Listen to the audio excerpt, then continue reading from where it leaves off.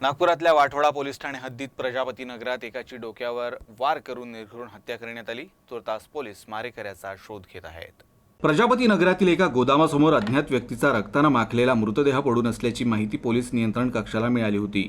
या माहितीच्या आधारे वाठोडा पोलिसांनी तात्काळ घटनास्थळ गाठून पंचनामा करून मृतदेह शवविच्छेदनासाठी पाठवला आणि मारेकऱ्याचा शोध सुरू केला।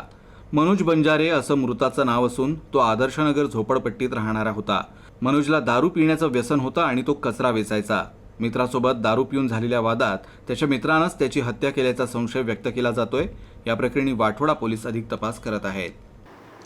अग्रवाल किराणा दुकानाचं एक गोडाऊन आहे प्रजापती चौकामध्ये वाठोडा हद्दीमध्ये। त्या ठिकाणी त्या बंद दुकानाच्या बाहेर ओट्यावर रात्री त्याचा डोका फुटलेल्या अवस्थेमध्ये रक्तस्राव होत असलेल्या अवस्थेमध्ये त्या ठिकाणी मिळून आलेला आहे। तर त्यावरून त्या ठिकाणी आपण फॉरेन्सिक टीम सकाळी घटनास्थळावर पाचारण करून ती कारवाई करून तिथली त्याचा बॉडी इन्क्वेस्टसाठी पाठवलेली आहे।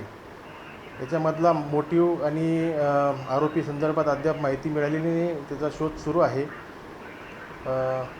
त्याच्यासोबतच कोणी कचरा वेचणाऱ्या व्यक्तीने सोबत राहणाऱ्या एखाद्या व्यक्तीनेच हा मर्डर केलेला असावा असा एक प्राथमिक संशय आहे।